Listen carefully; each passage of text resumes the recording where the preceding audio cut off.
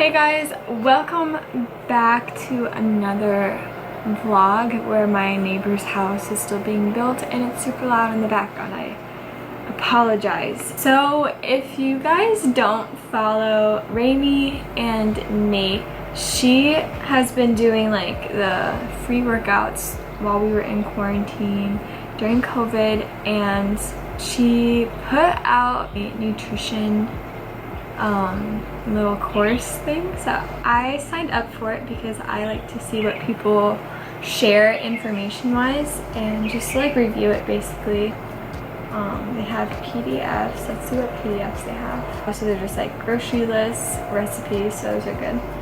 What's keto all about? It's 5 minutes. Now, with that, we're just gonna jump right into it. I want to start out with keto. Now, what is keto? Ketogenic diet is just fueling your body on fat. So to start, I want to draw a comparison between the standard diet and then the keto diet, all right, from a macro standpoint, all right?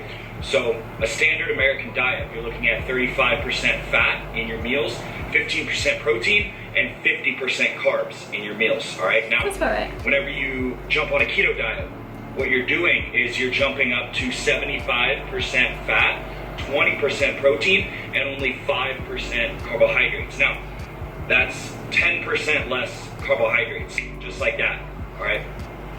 That's a huge jump. So what you're looking to achieve is you're switching from fueling your body on glucose, which is a carbohydrate, and you're switching it to fueling on fat. And when your body breaks down that fat, it turns into ketones, all right?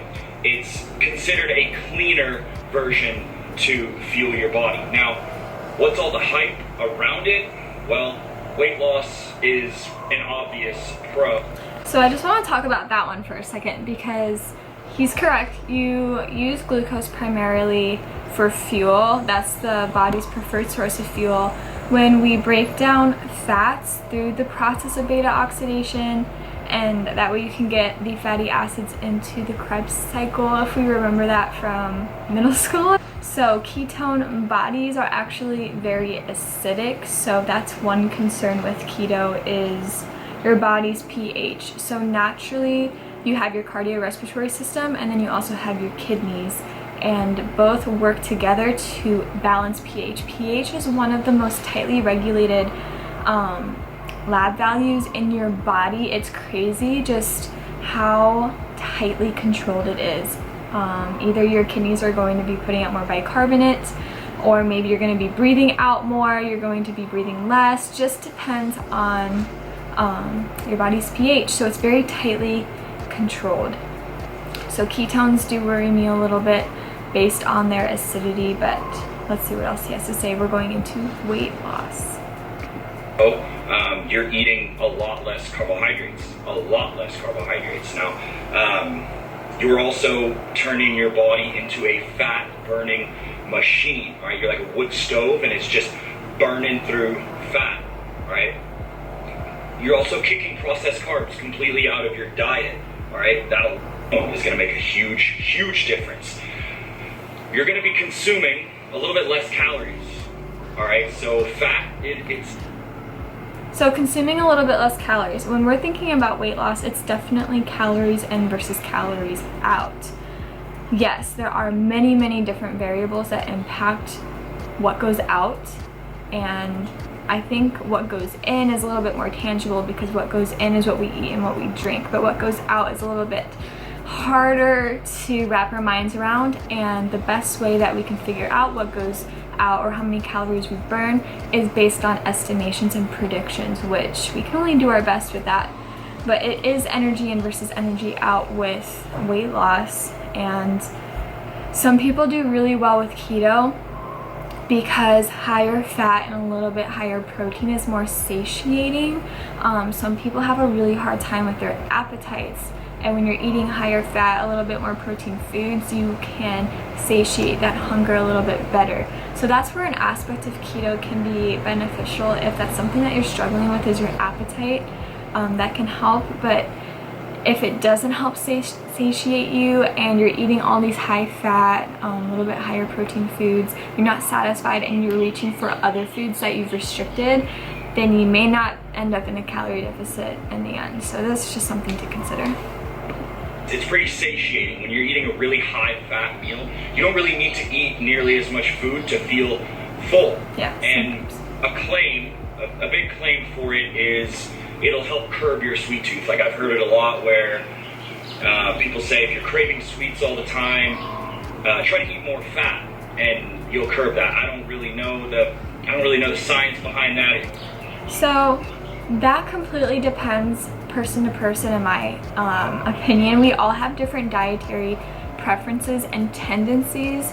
So let's say I'm someone that has a really hard time snacking at night right before bed, and I'm gravitating towards sweets or chocolates or ice cream, whatever.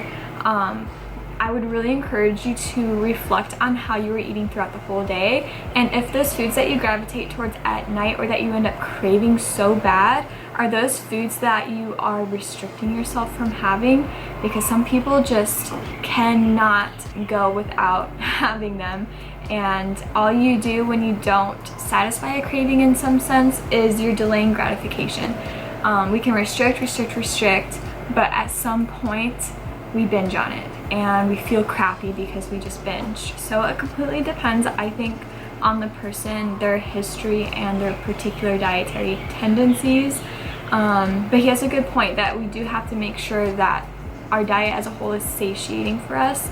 And again, like I said, we have to look back on what did we eat for dinner, for lunch, for breakfast. Were our meals truly balanced, or were we just kind of like rabbit eating throughout the day? You know, like how are we really fueling ourselves? And that can give us some more answer too.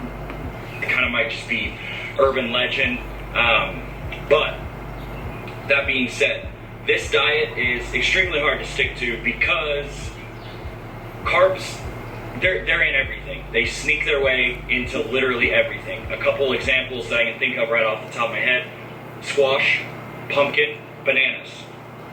3 very healthy foods, but very, very high in carbohydrates, so they don't necessarily fit in the ketogenic category for what you can eat. That is a really important point with keto, is that when we demonize carbs, we're demonizing everything that carbohydrates applies to. And carbohydrates is this umbrella term that also applies to naturally occurring sugars in fruits. It applies to table sugar that's added to foods. It applies to so many different words: dextrose, fructose, sucrose, maltose, lactose. You want me to keep going? There's a lot of different words, and we really have to separate and make a distinction between those healthful, nutrient-dense foods and the ones that are more processed. So we really need to make the distinction between our more nutrient-dense foods and our less nutrient-dense foods, and figuring out which pile is making the majority of our diets. So fruit and some vegetables, like he said, squash, carrots are a little bit higher in carbohydrates. Just because they have carbohydrates doesn't make them bad.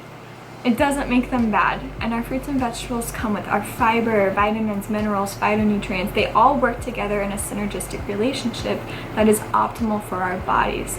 And fiber is crucial for our gut health, guys. And I know gut health is like this buzzword that people throw around now, but our gut bacteria thrive on fiber, and more so than just fiber, it's having a variety of fiber. So a variety of plant foods gives you a variety of different fibers.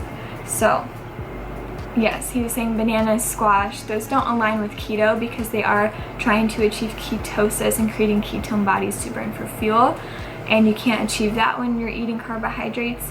But that's where I'm saying is like diets that are very extreme and eliminating entire food groups doesn't really sit well with me in terms of the sustainability of it, and the lifeness of it too, because food is social and fun, and we form relationships over food, and a lot of times those foods have carbohydrates in them. So there's my 2 cents on that. Now, my personal experience with keto, I felt energized. That's cool. I was training really hard at the time. I lost a lot of weight.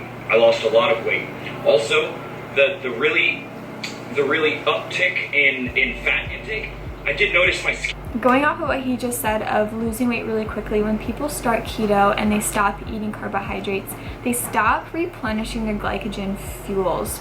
So glycogen is how we as humans store glucose for energy, just like plants store glucose as starch for energy. Maybe you've heard of starchy vegetables. He was talking about a few, but the most common ones are potatoes, corn, and peas.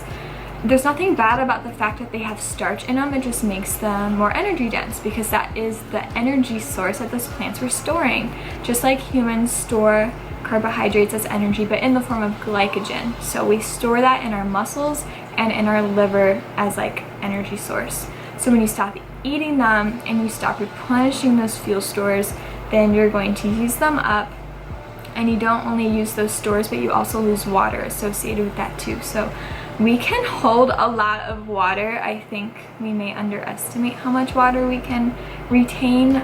Some people can hold up to 8 pounds. So just consider that if you're losing weight really quickly on keto, it may not necessarily be true fat mass that you're losing. It could just be that initial water weight. So that's really important to remember. Sort of broke out a little bit, so that's something that kind of take it how you want. My joints did feel very, very good. My hair, my skin, my nails they were very moisturized.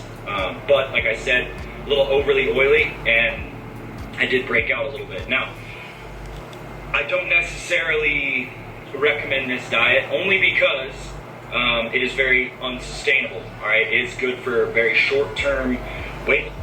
Yes, sustainability is huge, and I'm telling you guys, if you want to sustain the results, you need to achieve those results in a way that's sustainable. If you can't sustain the methods to get to your results, then you cannot maintain your results. Plus, but it will drastically increase your bad cholesterol, your LDL. All right, so for that. So he was saying that it could be good for weight loss, but we have to consider our lipid profiles, our blood. Yeah, that's a huge concern of mine, especially when we're doing keto and we're prioritizing those animal foods, which is a typical go-to instead of avocado, nuts, seeds. That's a whole nother story of doing more plant-based keto. But when we are doing more animal products than we were before, then we really need to be checking our blood, getting regular blood work done so that we can watch our cholesterol, our LDLs, total cholesterol, triglycerides. We want to make sure everything is within normal limits so that we don't increase our risk for heart disease. I think that's the biggest concern with any keto diet or carnivore-ish focused diet, is how does this truly impact our risk for heart disease in the long run, but we just don't have the studies looking that far ahead at this point, so we're a little bit limited there. I don't really recommend it to clients. The only thing where keto really, really shines is type 2 diabetes. That's a fact, all right? Because people with type 2 diabetes, they have high sugar content in their blood, and their insulin, they're sensitive to insulin. So, that's a different area that requires more medical nutrition therapy and working closely with your medical team and a dietitian. Also considering the patient's goals and their dietary preferences, and people with diabetes can do very well with a balanced diet and pairing carbohydrates with protein, fiber, and fat. So it's more of a dietary strategy. Keto isn't the end-all be-all for type 2 diabetes, but we really have to be careful speaking about specific diseases with nutrition, but that's a whole different story. The ketogenic diet reverses those effects, and it could have a very, very positive. So it's like an allergy, right? If I have an allergy to peanuts, if I eat peanuts, my throat closes up. If I don't eat peanuts, my throat's fine. It's like diabetes, or even anyone in general who eats carbohydrates. You eat carbohydrates, your blood sugar goes up. But with people with diabetes, that ability to lower your blood sugar naturally is impaired. So that's where we take medications or insulin, or just dietary strategies can work really well with people for managing it and lowering their A1C. But just because you remove carbohydrates from the diet, of course you're not going to see blood sugar spikes, because it's like removing the peanuts. You don't have the source, you aren't going to have the reaction. But carbohydrate foods are very nutrient dense. As we were talking about earlier, our fruits and vegetables, whole grains, meat, nuts, seeds, legumes, all of those good things have carbohydrates. It just takes a lot more planning and strategizing with planning meals for eating for diabetes. Effect on people with type 2 diabetes. So, ketogenic, it's decent. I could kind of weigh it in somewhat somehow, maybe halfway ketogenic, but not full force. I don't really care for it that much. Again, with ketogenic, if you really want to be in ketosis, it really is all or nothing. We can take some strategies from that and eat more high-fat foods if we have issues with satiety. We also want to make sure that we're balancing our meals, having protein, having carbohydrates, vegetables, fat, just to help satiate you. That's a really important aspect of eating nutritiously, is being satiated and not feeling like you're deprived and miserable and low energy. So that could be a strategy if you feel like you're struggling with being satiated in your meals. Think about if you have protein and fat in there, or if you're just eating a plate full of vegetables. So yeah, overall, not a bad video. Definitely agree where keto isn't a sustainable diet in my opinion, at least for the majority of people. There's of course certain people where we could work with more one-on-one and strategize a good healthy approach to it if that's something that they seriously need for their circumstances. So I hope you guys enjoyed this video. I'm going to stop here so that the video isn't super long, but there are a couple other ones that he talks about that maybe I'll be reacting to next. So let me know what you want in the comments, and definitely check out Remi and Nate because they have great workouts and they're super motivating and inspiring. So hope you guys have a good day, and I'll see you later.